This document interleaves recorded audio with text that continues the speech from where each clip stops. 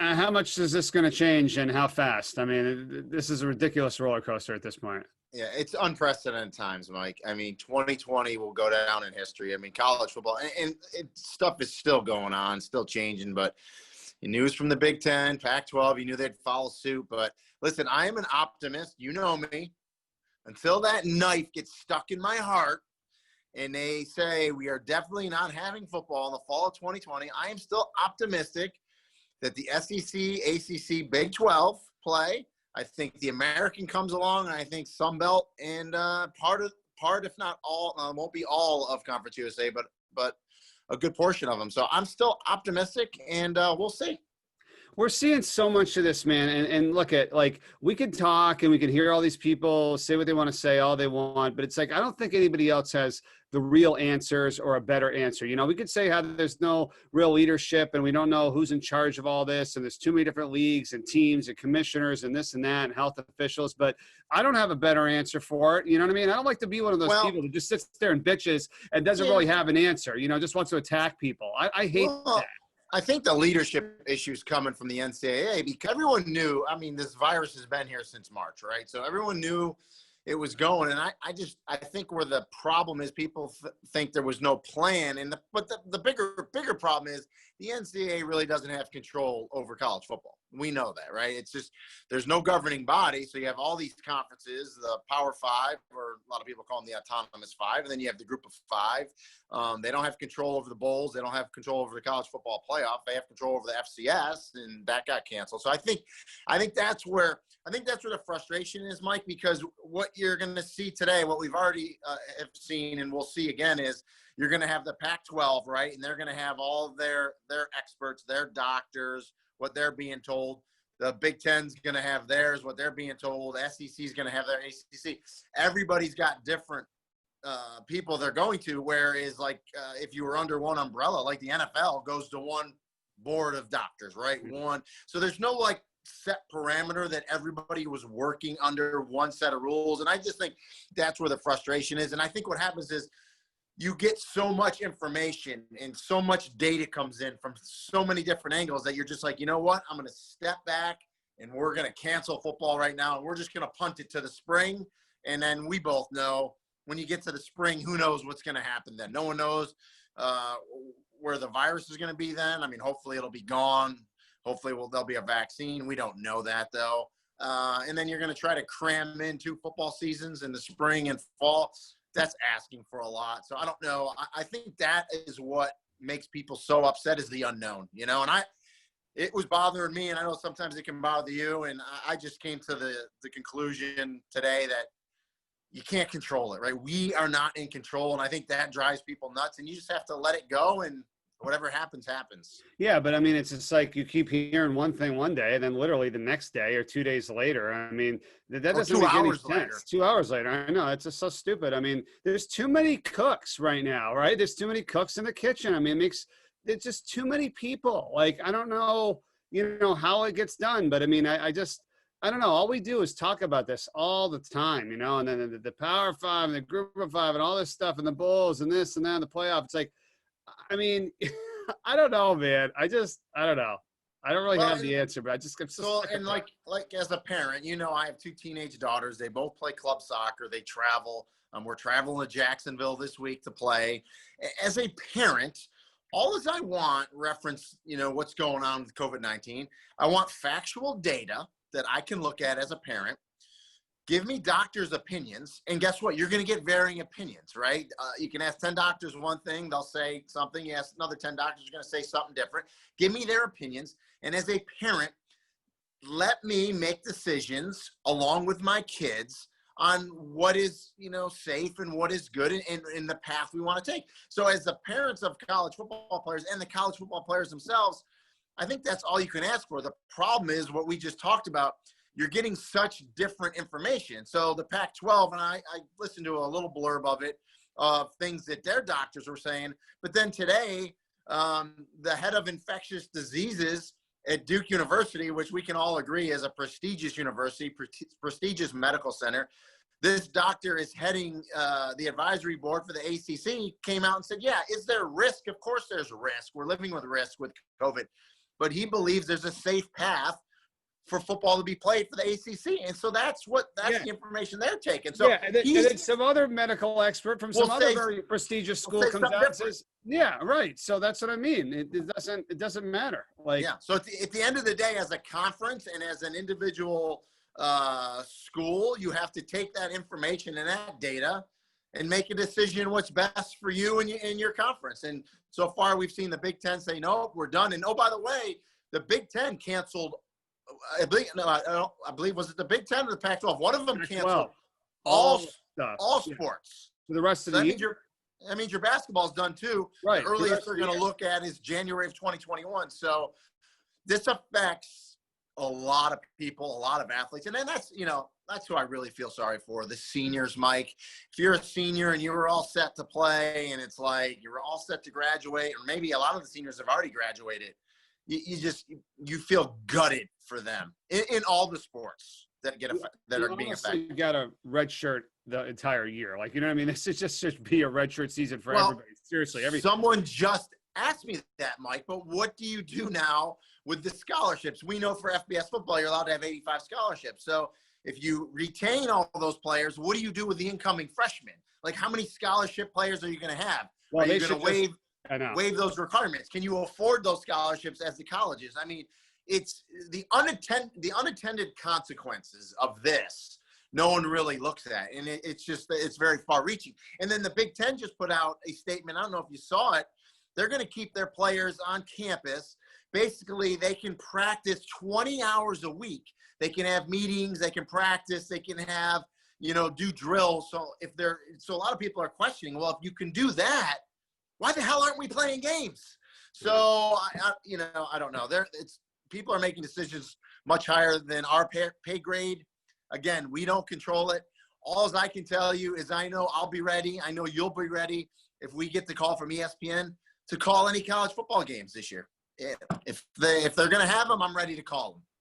Well, true to our nickname of our alma mater, the Minutemen, being ready at a minute's notice, right? That's exactly what's going to have to happen, because it'll be like, tomorrow, hey, we're doing games. All right, yeah, you go back. Yeah. And I'm gutted for them as well today. I had text messages back and forth with Ryan Bamford, the AD of UMass, Walt Bell, the head coach. And Walt Bell just texted me one word: sucks.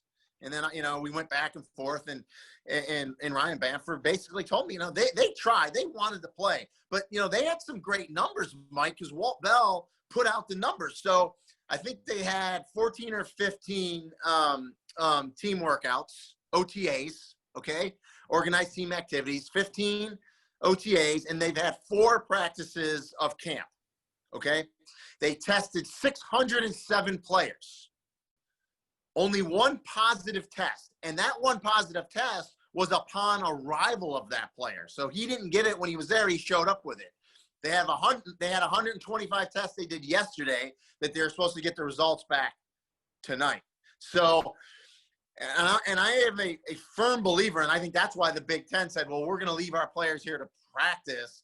These players are safer on campus in the care and control of their respective teams, because the testing is stringent, the testing is good, the medical is good. I'm just hoping that players don't get so discouraged, Mike, and then they say, well, I'm going to leave, I'm going to go home, I'm going to train for the draft, I'm not going to take classes, all that stuff. And then people that stay on campus, I'm hoping that those players don't say, well, we're not playing anyway, so I'm not going to wear a mask anymore. I'm not going to social distance. Who cares? That's what I don't want to see. At least if they were playing, we would be able to, really keep those players in that quote unquote bubble. And they would really care about it even more so if there was games going on. Yeah, what's going to happen with all the money of all this, man? I mean, this is just unbelievable. Like, I mean, first off, when you cancel the NCAA men's basketball tournament, I mean, how much you lost from that, I get it. And I know this is about safety, and I don't want that to ever, go away. Of course, health and safety paramount. I'm just speaking about the money aspect of this. The schools, like, even if they started to play, and there's no fans and there's no money coming in, like, it's actually going to cost them more money, right? I mean, the testing, the scholarships, all the stuff. I don't get it. Like, where is this going to come from? And it's not going to get recuperated. You know what I'm saying? Like this is gone. Like it's, it's the next year, if it was normal, it would be, that was what you'd be getting anyway, but you just lost this entire year. I don't know how certain people are going to be able to recover, you know. Well, they're not going to be able to recover. It's going to be devastating. You're 100% right. And I don't think they're going to be able to get it back this year lost with all the revenue, and it's the ramifications are going to go down to multiple sports, to different college towns that rely on the money. So yeah, this is going to be devastating. I know. I mean, and we're talking here, and it's like, you know, we talk all the time now, and it's like, I just don't know, because again, another week, something else is going to say something else. And, you know, I don't know. I mean, I mean, do you think it could like turn around, and then all of a sudden the people that said, well, we're done, we've canceled everything, would like change their mind? I mean, I don't know if that's possible, but it could be. Yeah. I don't know. It's been so crazy and things happening just hourly, really. You go on Twitter and it blows your mind. It'll be interesting to see what happens with the SEC, ACC, Big 12, the Americans still hanging in there. We talked about Sun Belt, Conference USA. So we'll see. But one thing's for sure, as the calendar progresses and we get closer to, let's just use the SEC. They were supposed to start September 26th. Eventually, they have to start practicing. I think their practice dates were set for August 17th or August 16th, something like that. So, that's what we'll have to wait and see.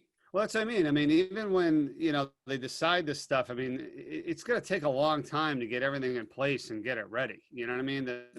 It's baffling to me that it's August, early August, and like, oh yeah, we're going to do this. No, we're not. I mean, it just doesn't seem, plausible. I don't know. And for now, basketball in the balance, I mean, they see that the Pac-12 says, nothing for the rest of the year.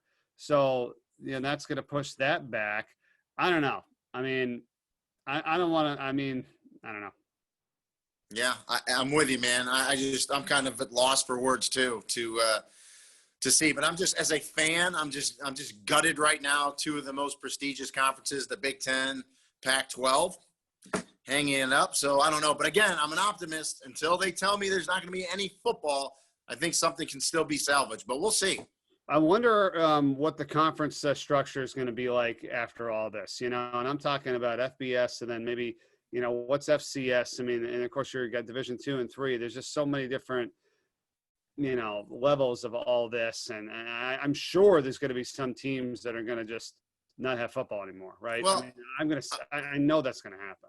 One thing's for sure, Mike, I think what this has taught everyone, if your football team, your athletic program relies on the quote unquote money games to survive, you can't rely on that. The system is broken and it needs to be fixed. Whether they drop down to another division, something needs to be done. But if you're relying on those big time money games to pay for your athletic department, I think we've now seen when something like this happens. I mean, no one could ever think in a million years that we were going to get hit with a global pandemic, but it caught us all for sure. Yeah.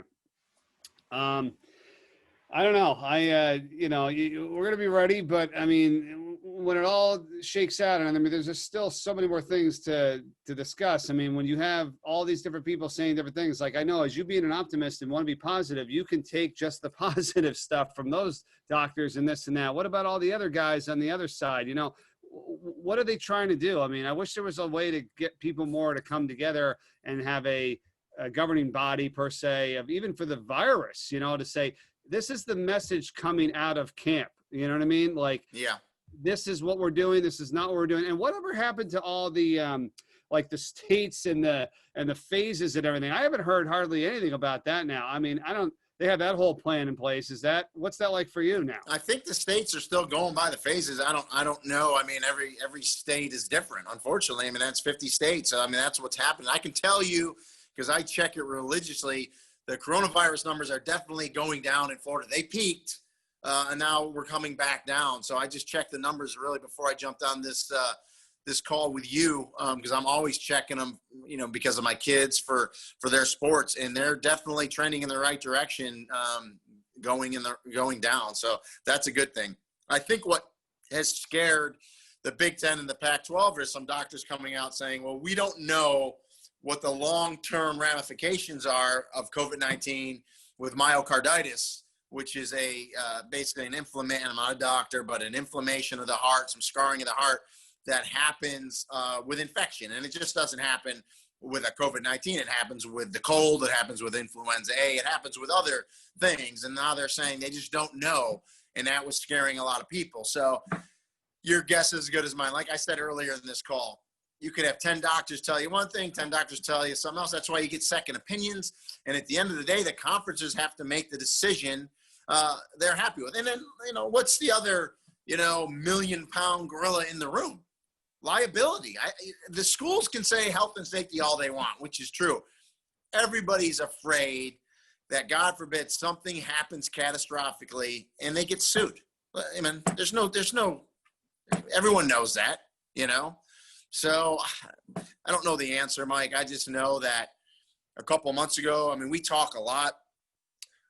When this pandemic started and we were kind of quarantined and going through it and talking, had good conversations with our bosses at ESPN, I would have never thought in a million years we would get to this point on August 11th, 2020, that 2 of the Power 5 conferences have now hung it up for the year. It's crazy. Well, for the fall anyway. Well, we'll see. We got to get this vaccine out, man, right? Whenever that comes, I'm not going to, they're moving at light speed, so we shall see. I'm not trying to make a joke about this here, but if this comes out on November 2nd, I just want to get that out there. Okay.